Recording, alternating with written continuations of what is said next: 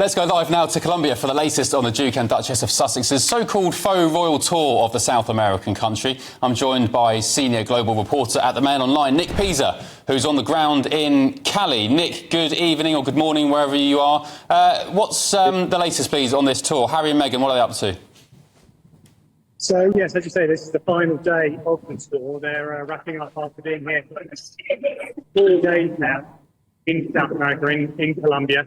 Many, I think, to be honest with you, I'm one of my colleagues wondering what on earth were they doing here, really, because it seems to have raised more questions than answers. I mean, they've talked about some very worthy causes, cyberbullying, online violence, which is great, racism and women's equality, great. But then again, at the end of the day, to the ordinary Colombian in the street who's trying to eke out a living on less than £900 a month, which is the average wage, they're thinking, what is this going to do to us? Especially when they see the amount of security that's surrounded the whole of this trip. You know, drones, helicopters, roads closed off, crossroads blocked. You know, you've had to go long detours back to their homes or places where they work. It's as I say, more questions than answers for the ordinary Colombian in the street. So it's their last day today. When are they leaving and where are they going back to? Are they going back to California?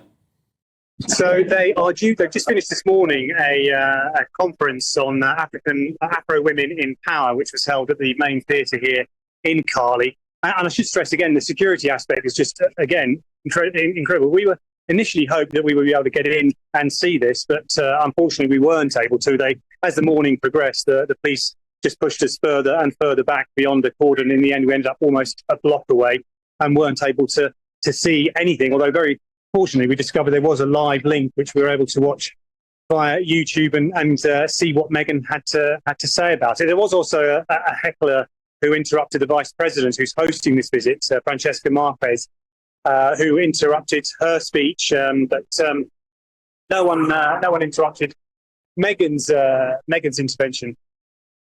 Nick Pisa on the ground in Colombia. Thank you. I'll leave you to it. Safe travels. And thank you for being with us. I'm joined now by royal biographer Angela Levin. Angela, of course, you have had a nice history with Prince Harry, at least. You wrote his biography and so on and so on. What do you make of this tour in Colombia? What's it all about, really? It's all a bit strange, isn't it? Well, I think it's a nonsense. I think they're playing royals. I think it's extremely rude, and I think that the King should now do something about it, particularly that Harry was told to apologise for slaves. Now, he can't get mixed up in all that. It's absolutely not. They've gone there not representing anybody, with no power. They like to be thought of as just sort of global brand.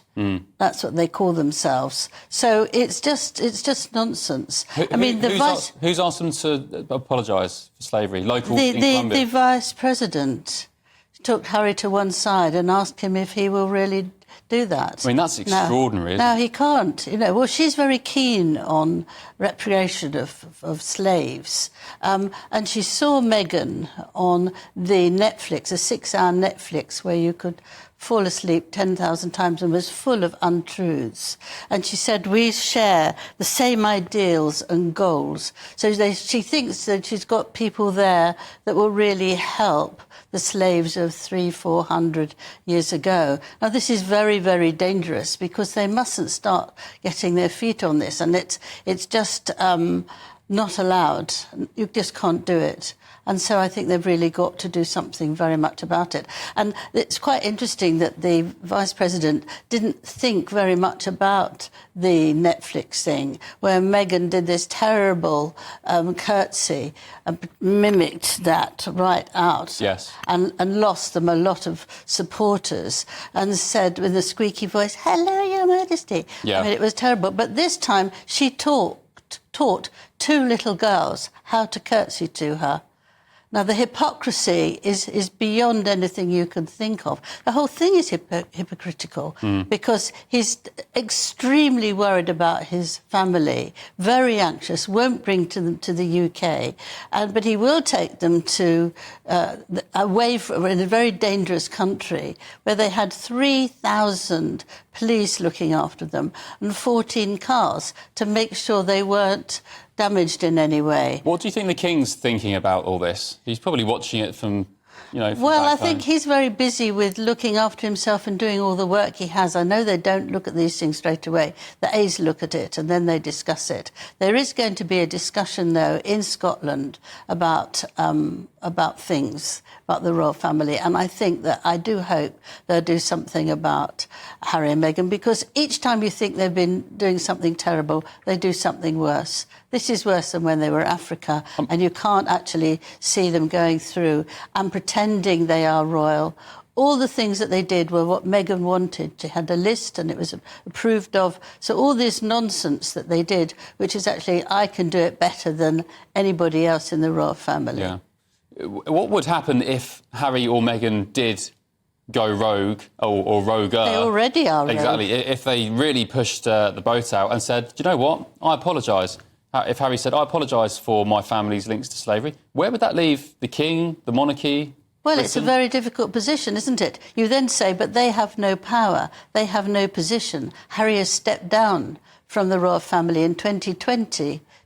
Yes, that's right. And so, therefore, you can't listen to them. But you can then have to have this argument where they say, yes, but he promised, he did say, he's your son. You know, it's very tricky. I think it's very, very hot and dangerous. And just briefly talking about the king, he is in, he's in a massive row, I guess, with his brother Prince Andrew, who's refusing to move out of Royal Lodge, a big sort of cottage/mansion in Windsor Great Royal Park. What's going on there?